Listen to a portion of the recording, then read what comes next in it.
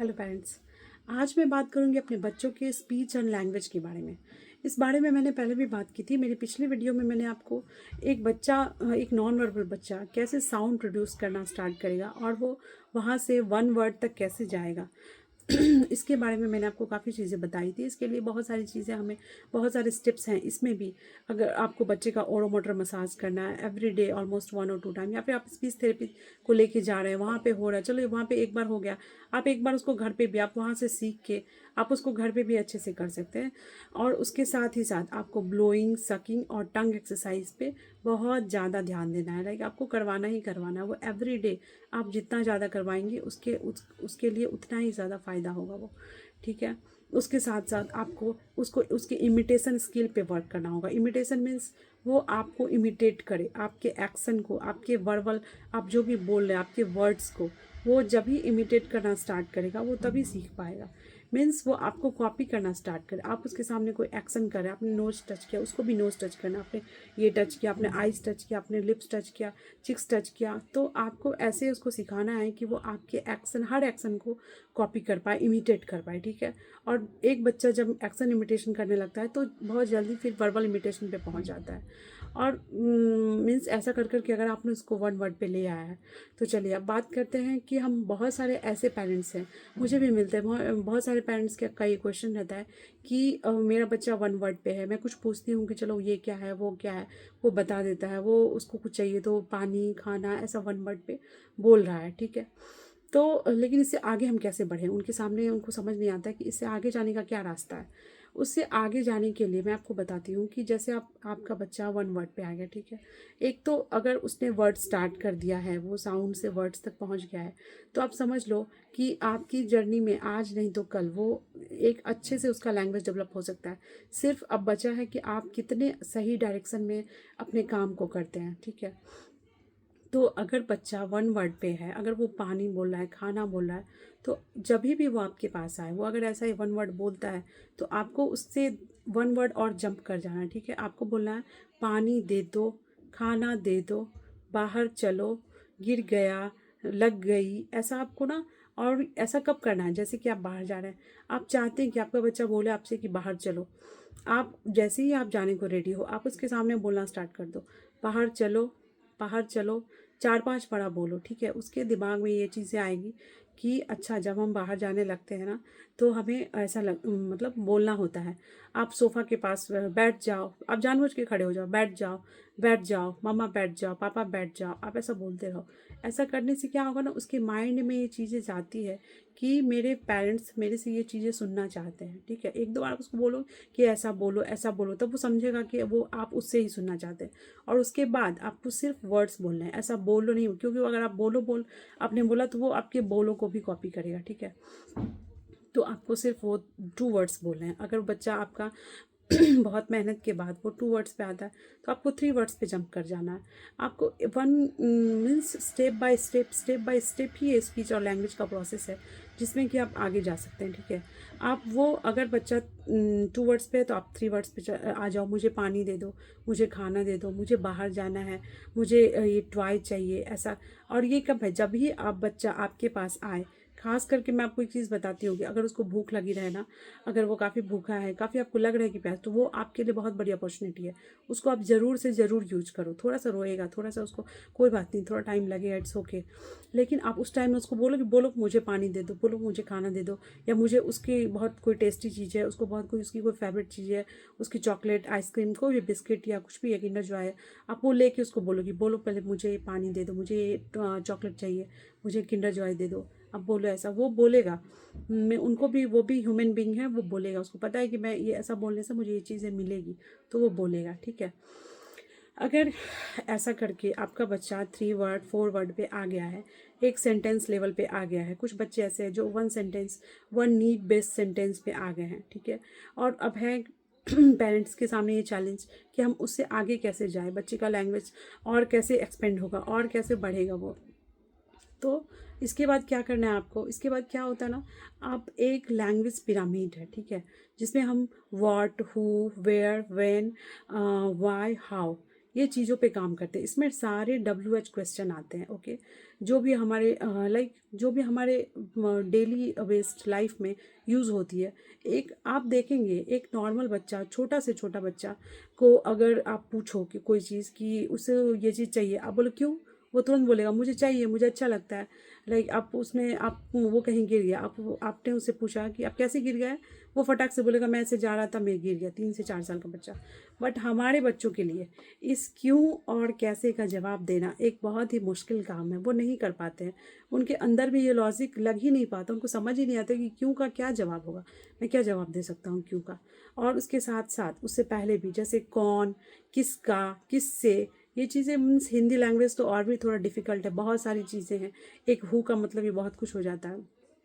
तो आपको ये समझाना पड़ेगा उनको, वो क्यों नहीं बात कर, आपको लग रहा है ना कि अरे ये तो सेंटेंस बोल रहा है, मुझे भी ऐसा लगता था, ये तो वर्ड्स बोल रहा है, ये सेंटेंस बोल रहा है, फिर भी ये क्यों नहीं नॉर्मल बच्चों की जैसे, वो एक न्यूरोटिपिकल के जैसे मीन्स बाकी बच्चों की जैसे क्यों नहीं बात कर पा रहा।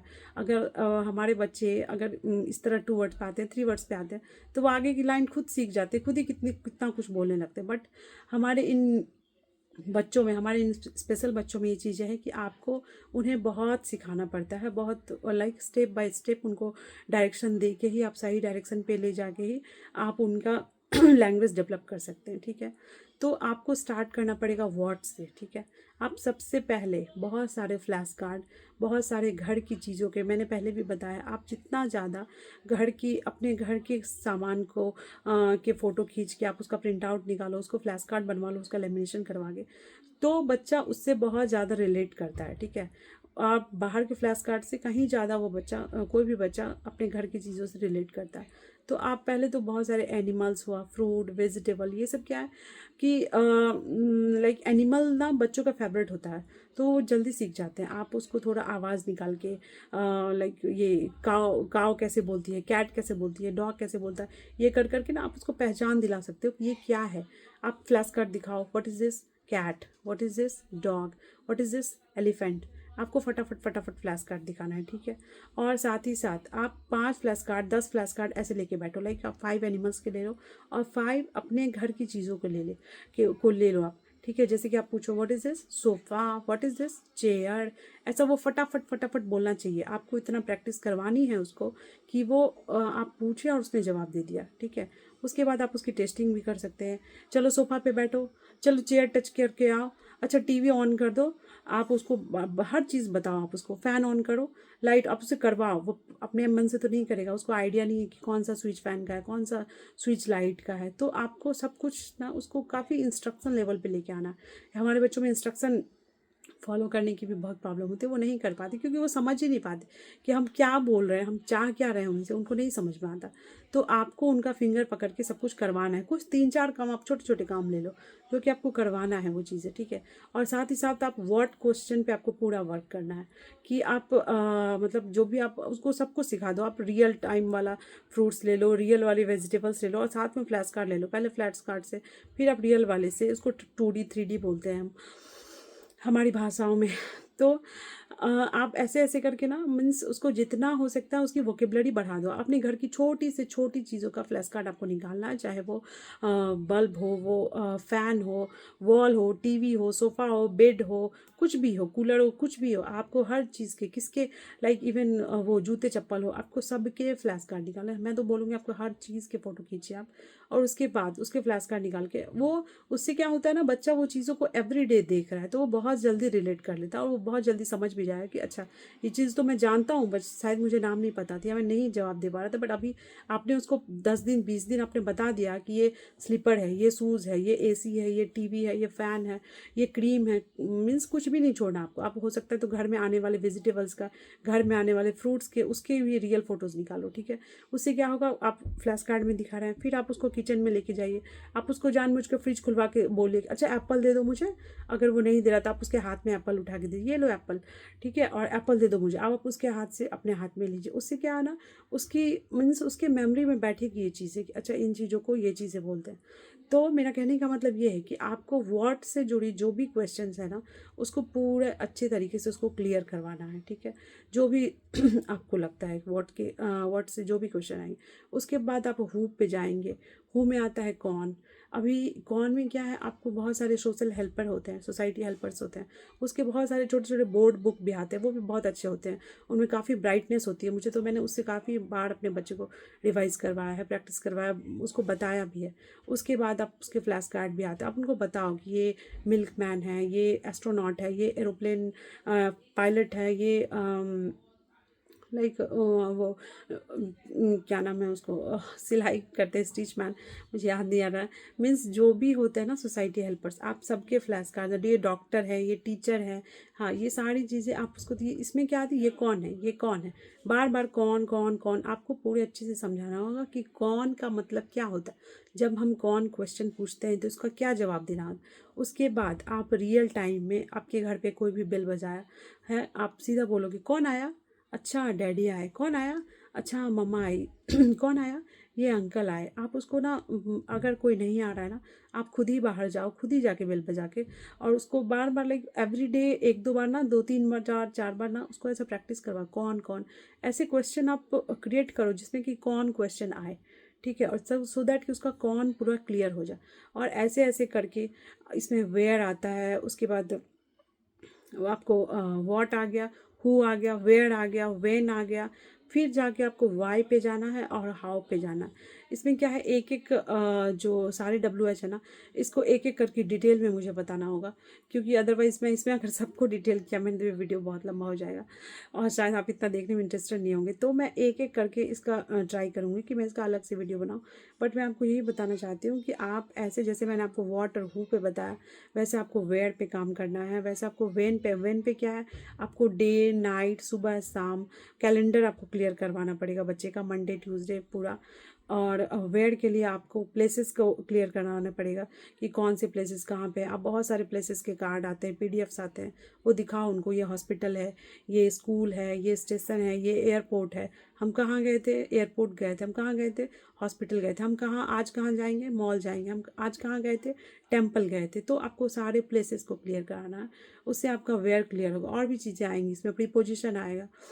उसके बाद आता है वेन में आपको डे नाइट, अभी हम शाम को बाहर जाएंगे, हम शाम में पार्क जाएंगे, सुबह में हमने ब्रेकफास्ट किया था। इसमें भी बहुत सारे क्वेश्चंस ऐसे हैं जो क्रिएट किया जा सकते हैं, ठीक है। फिर वाई आएगा, वाई में आपको क्यों, वाई बहुत ही डिफ़िकल्ट होता है और ये काफ़ी टाइम लेता है। इवन वाई में आपको 6 महीने साल भर भी लग सकते हैं, क्योंकि वाई का मतलब ये क्यों, ये कॉज एंड इफेक्ट पे बेस्ड होता है, तो उनको समझने में काफ़ी टाइम लगता है। बट आपको अपनी प्रैक्टिस जारी रखनी है।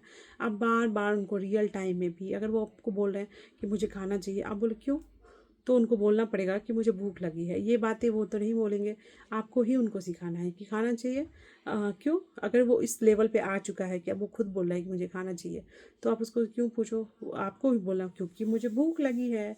आप जैसे आपको फील हो रहा है कि उसको प्यास लगी, उसको पानी चाहिए, आप तुरंत पूछो पानी चाहिए, तो बोलेगा हाँ। फिर आप पूछो क्यों, क्यों चाहिए, क्योंकि वो तभी नहीं, आप उसको बहुत प्यास लगी है मुझे, वो उसको बोलना चाहिए, आप उसको बोल के दिखाइए बहुत प्यास लगी है मुझे, इसलिए मुझे पानी चाहिए। और आप हर क्यों में, क्यों के जवाब में आपको लगाना है क्योंकि। क्योंकि आपको देख, एक बार भी वो बिना क्योंकि बोले नहीं बोलेगा। आपको ये श्योर करना है कि उसको क्योंकि बोलना है, सो दैट उसका तभी वो क्यों का मतलब ना उसको क्लियर होगा। और जब क्यों कॉन्सेप्ट पूरी तरह से आ गया, उसके बाद आपको कैसे पे जाना है, ठीक है। कैसे मतलब आप छोटी छोटी चीज़ों से स्टार्ट कर सकते हैं, छोटे छोटे स्टेप। लाइक आप चाय बनाते हैं, आपको अपने बच्चों को अपने साथ रखिए किचन में, इधर उधर चाय कैसे बनाते हैं, चलो उसको चाय के प्रोसेस बताओ। चाय में आप सबसे पहले हम पानी चढ़ाते हैं, फिर हम दूध डालते हैं, फिर चाय पत्ती डालते हैं, फिर चीनी डालते हैं। अच्छा, ये सामान अभी नहीं है, आजकल हर जगह हर बहुत सारे लोग सब कुछ ऑर्डर करके मंगाते हैं। तो अब मुझे ये सामान चला गया, अब मैं क्या करूँ, अब मैं क्या करूँ, अब हम इसको कैसे परचेज करें। तो वो तो उसको नहीं समझ आएगा, आप ही इसको बोलो अच्छा चलो हम ऑर्डर करते हैं, हम ये ऑर्डर करके मंगा सकते हैं। तो आप इस तरह करके ना, हाउ पे बहुत सारे क्वेश्चंस होते हैं, वो मैं आपको कभी और डिटेल में बताऊंगी, वन वन करके मुझे डिटेल करना पड़ेगा। तो आप इसको क्लियर कर सकते हैं। और जब एक बार आपका WH लेवल पूरी तरह से क्लियर हो जाएगा, तो मैं आपको पूरी तरह एश्योर करती हूँ कि आपके बच्चे का बहुत ज़्यादा लैंग्वेज अच्छा खासा डेवलप हो जाएगा। लेकिन हाँ, उसके साथ साथ और भी चीज़ें हैं। पिक्चर बुक है, पिक्चर बुक में भी अच्छे अच्छे पिक्चर स्टोरी के बुक आते हैं। उसमें आपको पिक्चर स्टोरी में आपको एक्शन वर्ड पे अच्छे से काम करना है कि कौन क्या कर रहा है, क्यों कर रहा है, उसके साथ कौन है, मीन्स आपको एवरी डे उनको पिक्चर बुक पढ़ाना है, पिक्चर बुक दिखाना है। और उस पिक्चर बुक में से आपको मेरे पास एक दो पिक्चर बुक है भी, मैं उसकी भी डिटेल अपने वीडियो के लिंक में डाल दूँगी।